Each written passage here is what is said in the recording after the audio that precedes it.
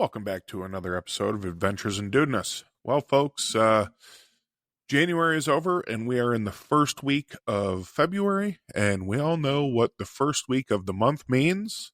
It means that it's time for our February Manly Mashup.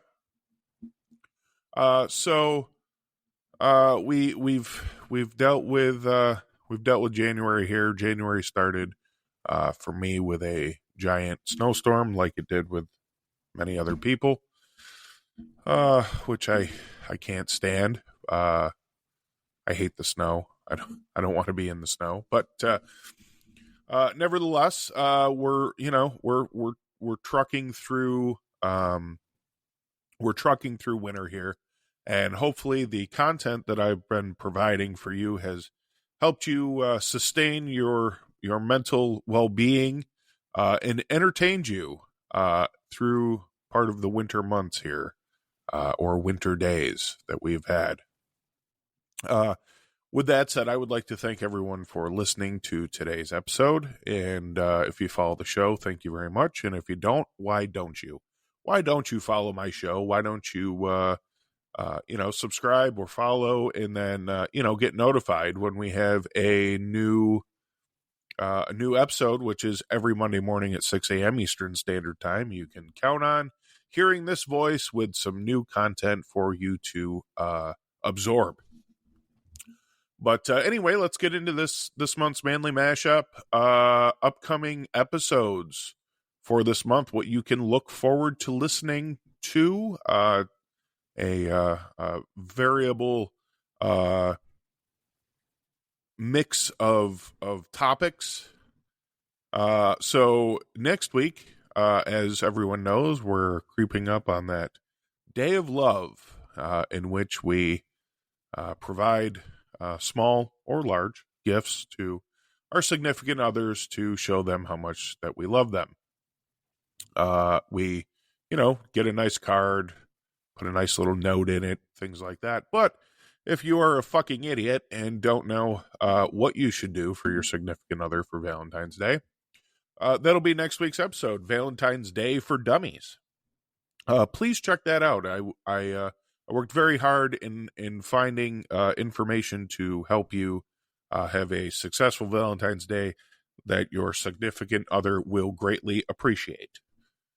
And then the following week, the episode of February 17th, we're going to discuss this guy named Abraham Maslow and kind of his theory that he came up with on his hierarchy he created. So take a listen to that one if you need to figure some shit out about your life.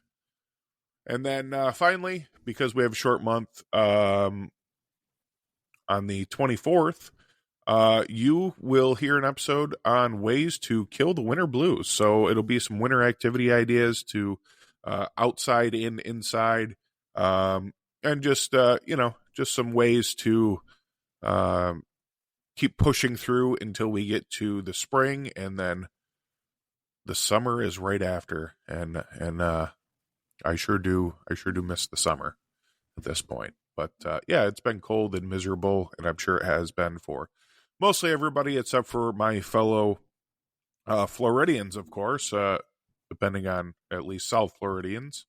While it cools down, it is not nearly 17 degrees outside with the wind chill, and there is not 28 inches of snow on the ground. So good for you folks, and God, do I miss home. Anyway, moving through, we have our beer of the month. This month, I picked up something very special. It's a limited release. It was fairly expensive, actually. It was now I don't really drink anymore because of some reactions, I guess, with medications or whatever, which isn't the worst thing, right? Drinking isn't should be done socially and moderately. But yes, I put my health on the line for you to bring you a new beer of every month. No, I'm kidding. I really don't put my health on the line, but Nevertheless, so I picked something very special. It was kind of expensive. I think it was about $7 for a 16-ounce can. It's a limited release. It is by Big Ditch Brewing Company out of Buffalo, New York. And the name of the beer is Mudlarked. So they have two variations of Mudlarked. They have a cinnamon bun, and then the one that I got, because I was looking for a beer that would suit the month of February, with Valentine's Day being this month, I got the Almond Joy. So like a chocolate. So it's 10% ABV, and brewed with 9 different malts, milk, sugar, cocoa nibs, and flavored with coconut and almonds. This beer is dark and thick as mud. And that it is. And if you would like to see my reaction and maybe hear my review of it, I will not do that here. You will have to go to my YouTube channel, where you can find not only the beer of the month, but other videos to watch while you're sitting on the toilet, or doing some other aimless thing. But yeah, you can check my videos out there, and you can see sort of my my taste test and my review of that beer, which is good. And then from there, we are at Around the Grill. So Around the Grill, again, you can find that over at my YouTube, Rumble, or Odysee channel, just like the Beer of the Month videos. And we have, I did a crockpot chicken and dumplings. This has always been sort of a fan favorite of my family, and it's very, very easy to make. It's really not my recipe. It sort of is, but as you know, at Around the Grill, we don't measure shit, right? For the most part, seasonings especially, we season everything to taste. But I change some things to make it my own. You throw it in the crock pot in the morning. You let her cook. Like 2 hours before it's ready. You throw your Pillsbury biscuit chunks in there, and let her go, and you're good to go. And surprisingly, the youngest child, she doesn't eat anything unless it's processed fucking garbage, usually. But yeah, she had, I believe, seconds of this. And it's fairly, I would say, a fairly kid-friendly recipe. There's not too much in there that they wouldn't eat, I guess I would say. But yeah, all in all, I made a double batch, and it ended all. I had no leftovers, so that's always good. I appreciate when that happens, that we have no leftovers. That means that my family enjoyed it.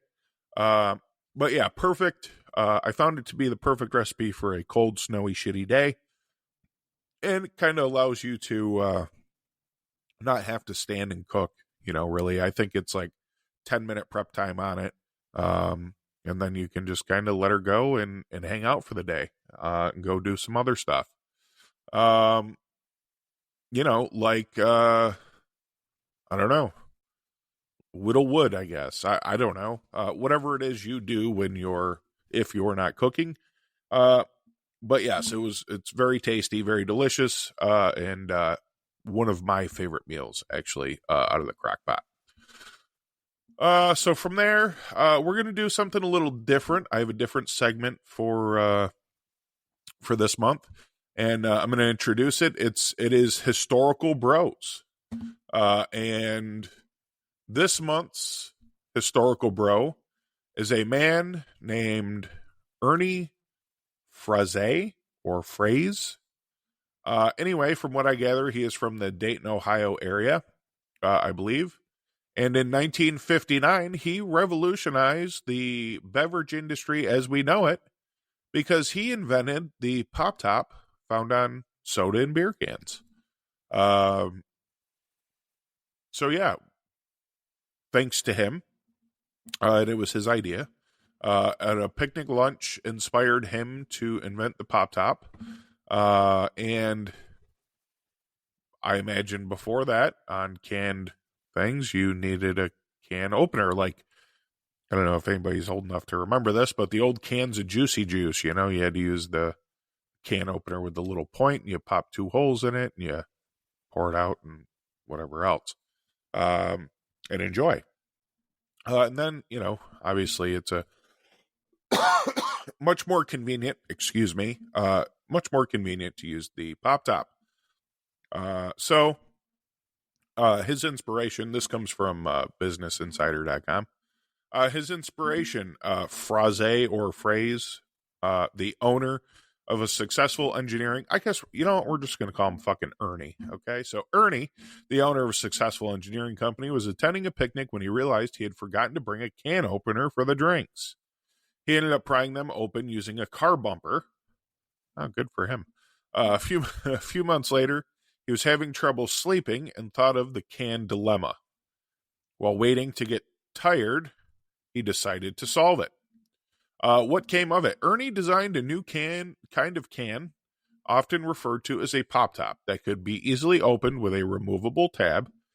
Eventually, his company began manufacturing a system of mass producing these cans to be used by soft drink and brewing companies everywhere. By 1980, Ernie's company was pulling in over $500 million of annual revenue from his brilliant invention. Anytime you open a can of beer or a soft drink, you can thank Ernie Phrase for how easy it is to do. So yes, thank you, sir, for your contribution to the world as it is today, and allowing us to access delicious beverages that are canned in a more easily done fashion. So there, he is our historical bro of the month. I hope you enjoyed that segment. Something I came up with. And I don't know. Yeah. I'm going to find random. Excuse me. I still have a little bit of a cold going on. I'm going to find random men, I guess, that just invented obscure things. Like we're not looking for the Alexander Graham Bells or Benjamin Franklins or Nikolai Teslas. We're looking for those heroes that are a little less noticed. So, and I feel, I think that we pick up cans very often, right, to drink out of, and we don't ever think of, hey, who came up with the idea to do this? Well, there you have it, folks. You can thank Ernie for his sleepless night and his design of the pop top. So moving on from there, this will probably be a fairly short episode today. I do have, it's kind of a topic. I don't know if it's a topic, but we're doing do DIY, and with the winter months being here, one thing that absolutely drives me fucking insane, is having wet socks and wet feet. And when you have wet socks and wet feet, if you don't change your socks and dry your feet, you put those feet back into your boots, which creates moisture, which allows bacteria to grow. And what does that do? Oh, that makes them stink to fucking high hell, right? So today we're going to discuss, thanks to Better Homes and Gardens, we're going to discuss 12 easy ways to remove odors from your shoes. Now, I know, like, work boots, hiking shoes. I mean, even if you don't, you don't have to wear work boots for a living. I'm sure you have some kind of boots around your house that you used to do, mowing the lawn or whatever, or those old hand-me-down, or the old retired New Balances that are all grass stained and fucked up that you mow the lawn with or garden or whatever. Well, even though they look like shit, that doesn't mean they need to stink like shit. So what we're going to do is we're going to go through and do a quick run through of 12 ways you can get stink out of your shoes. So number 1 is baking soda. Baking soda, I don't know, you use it for all kinds of shit. You can remove residue on surfaces, unclogging shower drain, pre-treating fabric stains. You leave it in the refrigerator so that way things smell fresh and stuff, and you cook with it. And so you can concoct a potent deodorizer by combining baking soda with baking powder and cornstarch. Add a few drops of essential oils if that's what you're into. Divide the mixture among 2 unused coffee filters. Tie them up. Tie the ends up so you're making like a little, packet thing. And place a homemade satchel, I don't know, into each shoe. Again, allowing the baking soda to work its magic overnight, and you'll wake up to them smelling significantly better than before. Number 2, vinegar. Like baking soda, white vinegar is a smart choice for tackling tough messes around the house and removing stains on laundry day. And while it's frequently used in conjunction with baking soda, vinegar alone will successfully sanitize shoes. Blend equal parts vinegar and water in a spray bottle and generously apply the solution to the insides of your stinkiest pairs. Make sure they're fully dry before putting them on again, and repeat the process as often as needed, even after every wear if you'd like. One safety consideration to keep in mind is vinegar should never be mixed with bleach. It will form toxic fumes. So yeah, I did not know that. Good thing to remember, I would say. Number 3, rubbing alcohol. This is another example of putting a basic household essential to work. Rubbing alcohol can clean multiple items and surfaces while also serving as an odor neutralizer and bacteria eliminator. Spritz it directly into smelly shoes and leave them to air out so the alcohol evaporates. Number 4, sunlight or sun washing is what I've heard it referred to. We recommend leaving shoes outside to dry after using the vinegar or rubbing alcohol methods. But on a sunny day, you can try solely using the sunshine to abolish smells, since moisture from sweat or the elements is one of the leading causes of shoe odor. The warm sun will help dry them at a quick rate. Plus, UV light acts as a natural deodorizer, so you can get a 1-2 punch without spending a dime. Number 5, this is interesting. The freezer. An alternative technique to eliminate shoe odor without having to apply anything is by freezing the bacteria that live in them. To keep your frozen foods from coming in contact with your shoes, place them in a plastic bag first and then leave them in the freezer overnight. Remove them the next day and allow them to defrost before wearing them again. Which I would just think that would add more moist. I don't know. Okay. Bar soap, number 6. If you have extra bars of soap sitting in your linen closet, you're in luck. Take 2 open but fully dry bars and place them directly inside a pair of shoes. Not only will they absorb less than lovely smells, they'll also leave a clean scent behind. Note that you'll probably want to store these soaps separately and designate them to the sole task of removing shoe odor.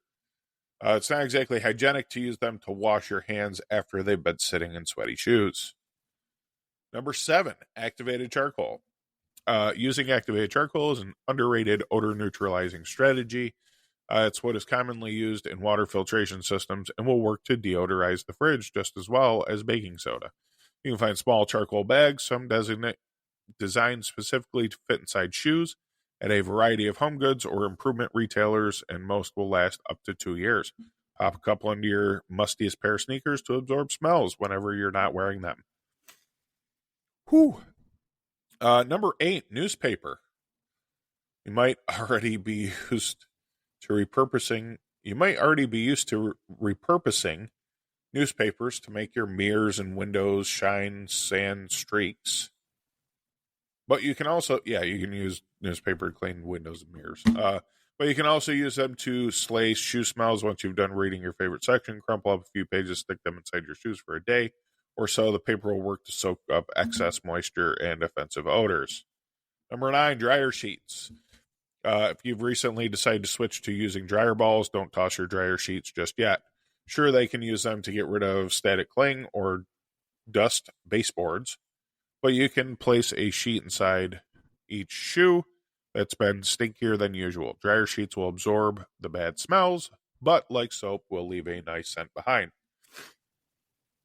Number 10, essential oils. You're already aware that you can mix essential oils with other ingredients such as baking soda to eliminate shoe odor, but you can just as easily place a few drops excuse me, onto cotton balls and leave them in your shoes overnight.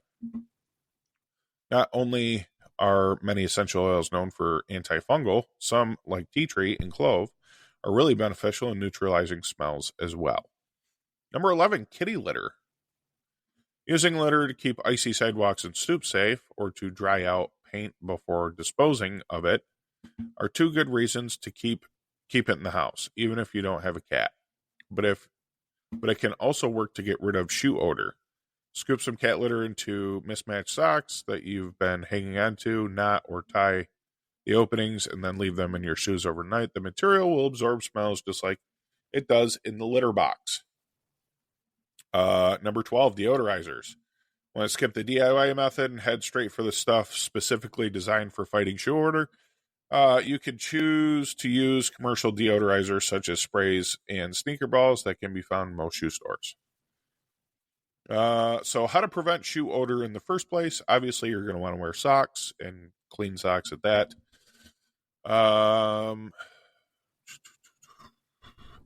Replace the insoles often, I guess. Those can get kind of expensive, but I don't know, and it makes them more comfortable too. Alternate shoes regularly.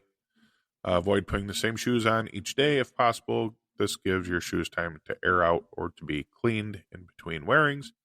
Apply foot powder. Keep your feet clean and dry. And this is why I chose this topic for today, because I have been wandering around with wet fucking socks because it's winter time. So, I feel like it's always inevitable to have wet socks in the winter. And it's one of the things that I hate about living here. But as my quadrant of goals, my 2025 plan, I am to stay positive. So I apologize. I slipped there, but only positive thoughts, positive things coming out of my mouth this year. So positivity apparently breeds good things to happen to you. When you think positive shit happens. So yeah, it's good. It's good stuff. All right. So moving on from there, that's really it for this month's Manly Mashup. Thanks for being here. I appreciate you tuning in and listening. As always, we will have a brand new episode of the podcast for you every Monday morning at 6 a.m. Eastern Standard Time. Be sure to go over and check out the videos. Check out that the video of the crockpot chicken and dumplings and the beer review, Big Ditch Brewery Mudlarked Almond Joy beer review over at YouTube, Odysee, and Rumble. And I hope everyone has taken or has seen that I've tried to put my best foot forward in trying to stay consistent with social media. So with that said, please go over and check me out on Instagram and Threads and Facebook and X and Pinterest. You can find me there and different things that I post and pictures of my real life and other shit that I find on the interwebs, yet I find funny or entertaining. With that said, be the man you were meant to be. Have a great week. And as always, thanks for listening.